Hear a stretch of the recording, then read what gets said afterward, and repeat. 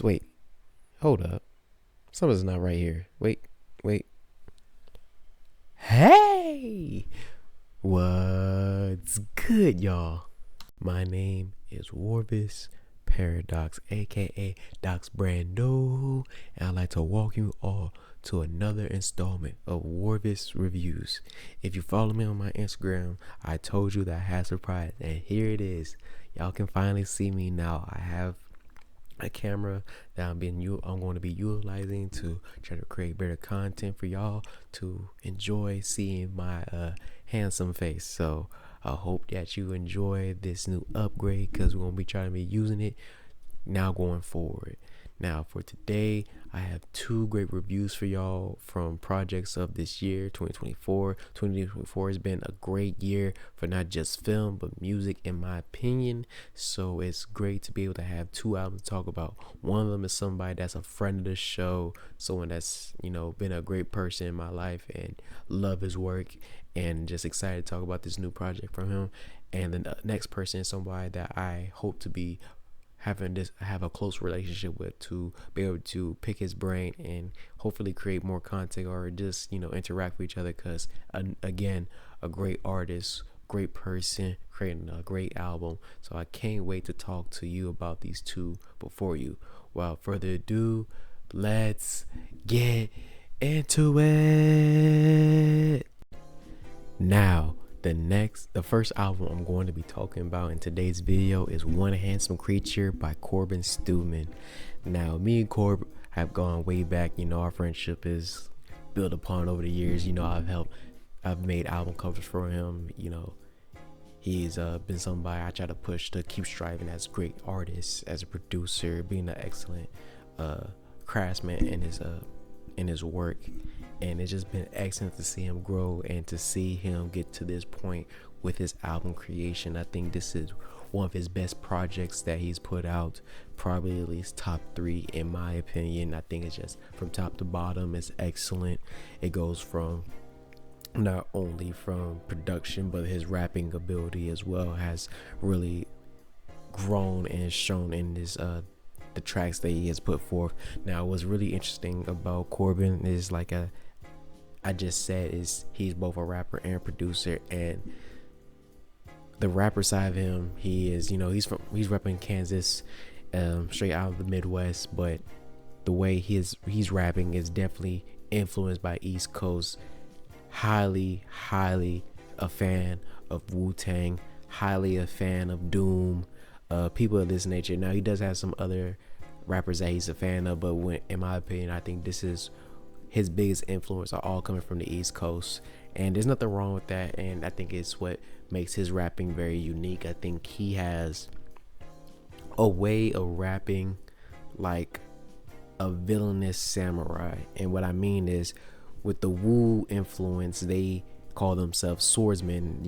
Their tongue is a sword, and every time they rap, they're just trying to cut everybody's heads off. They're trying to be the illest to ever do it, and he's doing that, but in the same way, in the same sense, he's also rapping like a villain, like MF Doom would rap. There's certain structures to his rhymes where sometimes you think the rhyme would go one way, and Corbin takes it a whole nother way. And I think it's very interesting and unique for him, because sometimes it still throws me off when he chooses to change the final word in his rhymes, and I'm okay with it, but I know it's something that some people have to get accustomed to. But I think it's really interesting and something to highlight when talking about him as a rapper. Now, Corbin the producer, he's ill.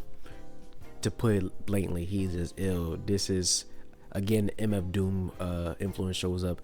Jay Dilla influence pops up. Madlib. All of these are the ones that come to mind when I listen to his production. And it's not like he's trying to be them, but you can tell that the influence just bleed through and seep into what his identity is. This album also has plenty of Eddie Murphy snippets and references throughout the whole album. I think it's really enjoyable. Some of them are from his stand-ups, like Eddie Murphy Raw, Eddie Murphy Delirious, scenes from Harlem Nights. It's a really interesting use of snippets throughout the whole project. The production throughout the whole album is spectacular from top to bottom. I think Corb has truly entered a realm of being a producer who is great at crafting tracks for himself. So this is for the MF Dooms, this is for the DJ Quicks, this is for the Kanye West, to give off some names. Like, I think Corbin, he can make beats for everybody, of course. That's a given with somebody that has his level of talent, but he has really formulated these beats for him to be able to demolish anyone before him. And it's just excellent to see him get to this point in his early career. Again, he's someone that does this for the crafts. He's not doing this for recognition. He's not doing this to blow up. He just wants to truly prove that he's one of the best to ever do it, and I'm loving what's coming from him. With all that being said, let's go ahead and start getting into highlights, as well as a small run through of some of the tracks from the album. Now, I will not be going through the whole album.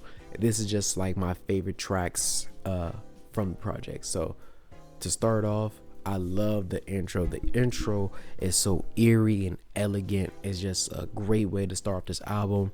I can tell from our conversations that the Scarface influence is like seeped through. And I'm not talking about Al Pacino. I'm talking about Face Mob, Scarface, Houston, Texas. One of the greatest rappers to ever do it. His influence is seeped through into this project, and it's definitely, you can tell by this track. This track right here gives me the feeling of one of my favorite albums of all time, The Diary, as the intro. And what I love so much about this track, besides how great it is, well, how great the production is, Corbin sent me this along with some other beats to listen to and asked me to give him his opinion. And this was the one I gravitated towards instantly. There was just something that just got me, and I just could not stop listening to it. And I was like, this is one of the ones. And for him to put this as his intro, I was just mind boggled. You know, he said he put something for me in the album. I was wondering, like, did I get a shout out? Did he use some audio clips or something? No, he chose the intro. He chose the beat that I love as the intro. So shout out to my boy Corbin, because it was an excellent choice, and it's gonna make me, it's something memorable for me that a lot of people are not going to relate to unless they're in those studio sessions or being collaborated with these artists. So I hope one day y'all can go through the same thing that I have. But overall, the intro superb, and I think it's just a great way to start the album, to set the tone that what he's about to put forth. Now, to get into the next track, Tomb Raider. This is the first real track on the album, and Corbin's just rapping his ass off. He's just floating over this production beautifully, and it's just excellent to hear. There's no real notes about it. It's, you know, quick in and out. He does his job, and it's on to the next. I love the fact that he has people throughout the album playing DJs and let them know like it's a radio station about the songs that they're hearing. Like, the songs they're hearing are over a radio, and I think that's just a cool touch, a nod to a lot of previous albums that have done that in the past. So I think it's just a great job there. To get into the next track, what would Eddie do? Production is lush. I love the wrestling bars within the song. I don't even want to spoil none. I think y'all should check these out. Check out the song for yourself, where you can hear some of them. Especially if you're a true wrestling fan, it's easy to catch the bars that he's saying. It's not gonna go over your head, especially if you're fond of moves and things like that. What I thought was cool about this song was, it's not just, I told you earlier that it's a plenty of Eddie Murphy snippets throughout the album, but he is in particular making references to Eddie Griffin, to Eddie Guerrero, and then at the end of the song, a snippet of Eddie Murphy, one of his bits from a stand-up is on there as well. I think everything just blends well to a great song that I highly enjoyed. The next song that I want to highlight is Birdie Slim. Now, I don't recall Corb ever being such a storyteller in his raps, but this is an excellent start to what will be hopefully more of that from him. Just straight 2 minutes of moments being painted over a smooth beat. He does a great job of painting this picture of this character, Birdie Slim, and then it's just an interesting story that I was felt so compelled to tell y'all about. Like, this is a great song that I can't wait for y'all to check out for yourselves. The next song that I want to add to the highlight is Desperate Dudes. Corb's verse had me locked in from the jump. He was just he was just on another planet on this one. I believe the center is on this as well. He does a great job of, oh no, the center's later. My apologies, jumping the gun. But again, Desperate Dudes, excellent track. Something's Gotta Give, great song. Cut and simple. His rapping production, great. There's no need to push forward with that. Now, Sugar Ray and Quick is led by comes right after, and before the song, it's a snippet from Harlem Nights, and it's a conversation between Sugar Ray and Quick, and it's just an excellent blending segue to get into the song Sugar Ray and Quick.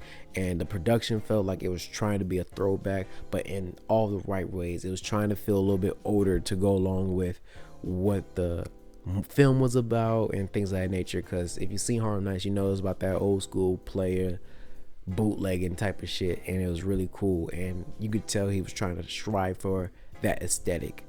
The center was able to hold his own while Core put on a performance. It was just great to hear their ad-libs for one another. It was really a cool track, and highly enjoy it. Now, Stick to Your Guns, Corbin Malachi, a duo I'm familiar with, that if you haven't been listening to Corb's albums so these last few years, you would know that this is a great duo. They just bread and butter for them, you know. They put on a great showing together, just excellent rapping. You don't need too much from a duo like this. You just need them to have a great beat, which they do, and just be able to perform like they should. As well, they accomplished that. Now, I do want to get into Poor Decisions. Great production on this beat, like absolutely superb. Flowing punchlines from Corb was sharp and fluid. He was just on one. Like I said earlier, he's able to truly craft his beats like super suits, and just like helps him amp up his ability to rap. It's just excellent to hear. Blue Chip raps, nigga. Real raps, nigga. Just a great last track before the outro goes on.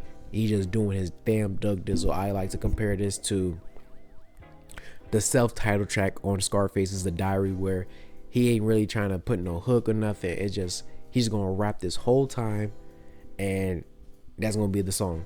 There's no hook, no nothing, just pure raps. And this is, I love that. I love what he was going for.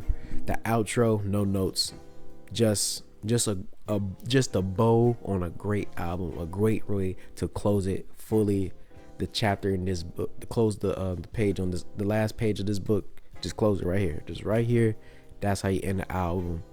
Excellent. I don't like doing ratings for albums. I usually try to stay away from them. I think ratings for films it's way easier to do that. I think music is so different, but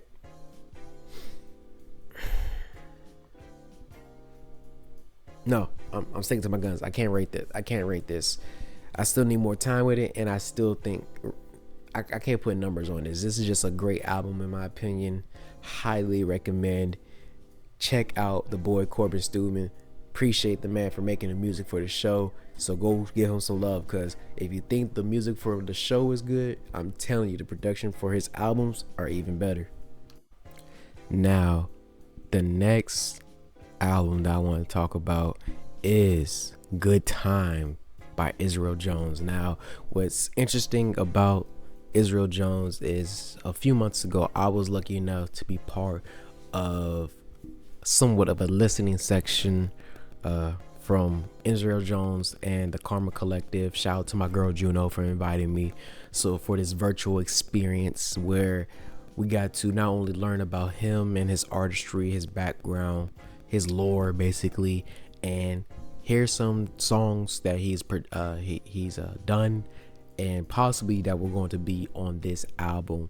Now, that being said, having those Q&A moments to really pick his brain and understand who he is as a person, I can tell you what I love so much about Israel Jones as an artist is that he is true blue Southern boy.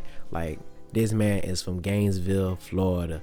This man has he's the way he raps, the way he sounds, the way he's able to bend words is that of Big Boy from Atlanta, but the way he sounds in some ways, he has like a drawl like Isaiah Rashad. And what I mean is that like at one point they can both be on this like kind of laid back cadence where it's just like free flowing and everything's just like, you know, back and forth. It's an easy little pattern, but both of them can get into this hyperactive mode where like the real rapper in them just jumps out and they just want to let you know that they're one of the illest to do it. And I love that for Israel. A quote, a line from one of his songs in this album is "From Prodigy to Master P." So that's just letting y'all know that he's a student of the game. It doesn't matter if you're from the West, from the East, from the South, the North. He is paying attention to those who have come before him. He is implementing certain portions of what he likes from his influences, and that is the artist that you see today. You seen somebody that was a former battle rapper in his local area, then who started doing poetry. You're talking about someone who can be melodic. That is Israel Jones. He is able to be so many different things all at the same time, and I love that for him, and I love that for this project. Now that with Israel, you know, his cadence, his flow, his pace, everything is just excellent throughout this whole album. I have to give a shout out to Who Done It, the producer for the album. He did not miss. He put forth a lot of interesting tracks, a lot of interesting beats for this album, and I do believe that if I was to, I think they should put out a non-vocals version of this album, and that's not a disrespect or dig to Israel. I just love to hear a beat tape version of this album. I think it'll be something that'll be great to just listen to, in my opinion. With all that being said, let's go ahead and get into the highlights of the album. Now, the first highlight I want to talk about is the second song on the album, "A Good Day to Be Black." Just the title alone is excellent. I think the beat, the production, everything is very interesting, and he's just in his vibe. He's just in his bag creating a vibe for y'all, and I don't know how he does it. It's just like him and Who Done It were just in a zone for this song, and it's just like something that I've continuously gone to. This is definitely one of my favorite songs off the album, at least top 3 minimum. The next song I want to highlight is Pink Toes. Now, Pink Toes is a song I had a chance to hear early in that listening session, as well as, you know, it's already out, so I was already very well fond of this song. It's just, how can I say this? It's an exciting vibe from the production, a bombastic beat throughout the whole track. Israel is just rapping his mind off. It's just, everything is just going lined up for me to love this song. It's just the flow, the cadence, everything is just, it's just great. It's just great. It's just great. There's no other words to describe this. I just enjoy just listening to this song. The next song I want to talk about is in my top 3 from the album. I told him this earlier this week. Charlene. Now, this is a song where I would say the production is beautiful chaos. And what I mean by that, there's so much going on, like melodically, that you wouldn't think it would sound that good together, but Who Done It was able to mesh everything together, and it's just like he created a sonic jam session. Like, this, I'm telling you, like, if you really was to pick apart and take the different sounds that you're hearing in the song, you would not think they will go well together. Like, y'all should not be on the same team. Why y'all on the same field? You feel like y'all playing different sports, not just different instruments. But he's able to create something great that laid the foundation for Israel to create a vibe, to create a song that was just something that just infectious, that I love, that I enjoyed very much. So it's been added to the end of the year playlist, so y'all gonna hear it once y'all get that playlist out. But Charlene, top 3 song on the album. Now, Ghetto, another song that I got the chance to listen to early. To describe it in one word is up. beat.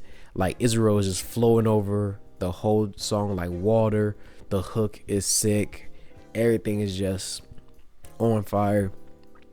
Who Done It was able to make a track again, like they had to been just in the lab together, because you don't just send somebody some track and just they do this. No, y'all had to be locked in together for a track like this. It was just bumping off the wall. It's just one of those heads that you can just jam out to. This is workout music. This is whatever type of music you need it to be. It's just going. It's just going, man. Oh Jehovah, not one of my favorite songs on the album, but the reason it's a highlight, the production is very interesting, just the way it sounds. I love where Israel's taking us with it. Is, you know, as the name it states, you already know there's some religious intent where he's in the subjects he's talking about, but pairing the two together is just like it's a cool song to listen to that I enjoy it just for that.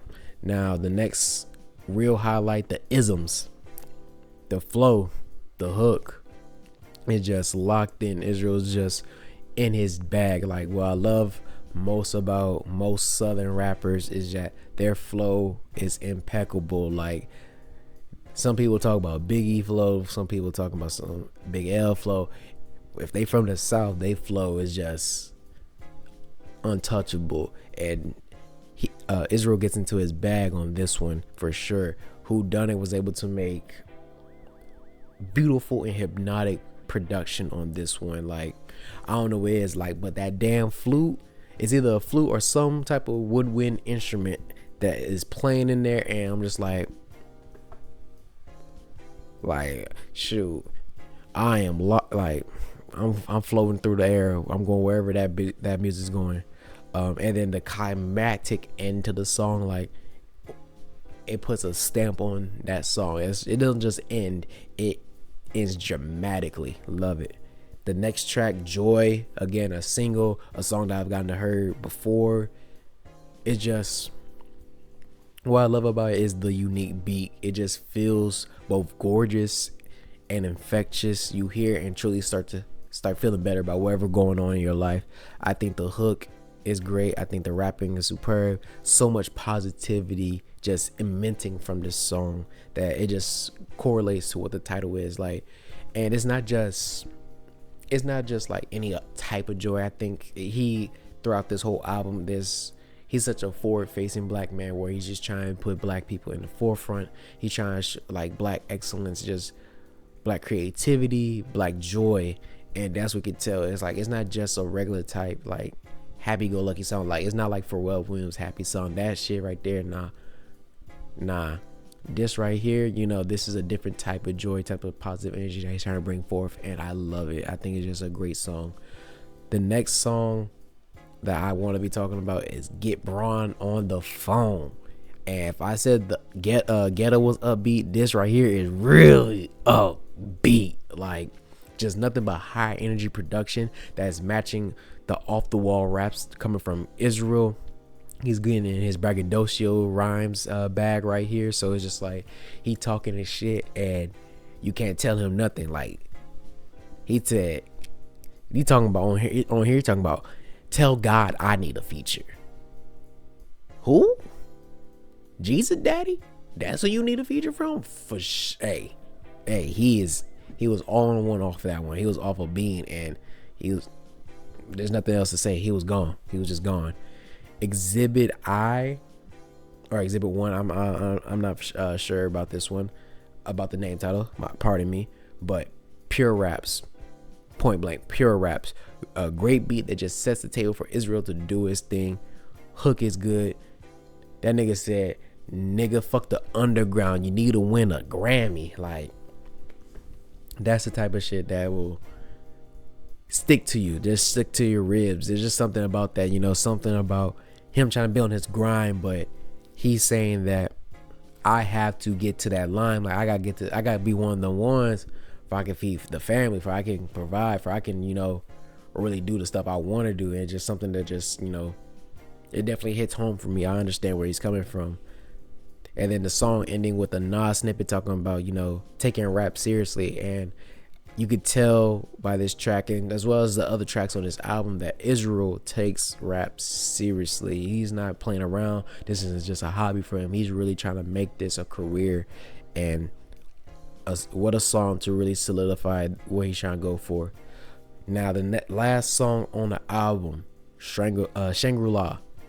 Production, if earlier was a beautiful mess, this one is a more elegant mess. Like, this is like some avant-garde type painting, avant-garde entree before you, like some really like deconstructed meal. This is some like blending different sounds to create an audio artwork type thing. Like, there's a lot going on, and just like, I don't know how whodunit was able to make this sound good, but he did. Like, I really do rock with this song a lot, and it was just a beautiful piece of work from whodunit, as well as great rapping coming from Israel. I think the hook is great. I think everything about it is just,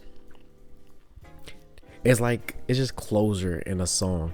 It's just some way, it's just a great closer track, and it's just something that's just peaceful about how it ends and how he's like singing in some portions of the song. It's just a great song on this album. I can't lie to you, and I highly enjoy it. This is just excellent. And again, I'm not gonna rate this album. Can't do it. I just can't do it.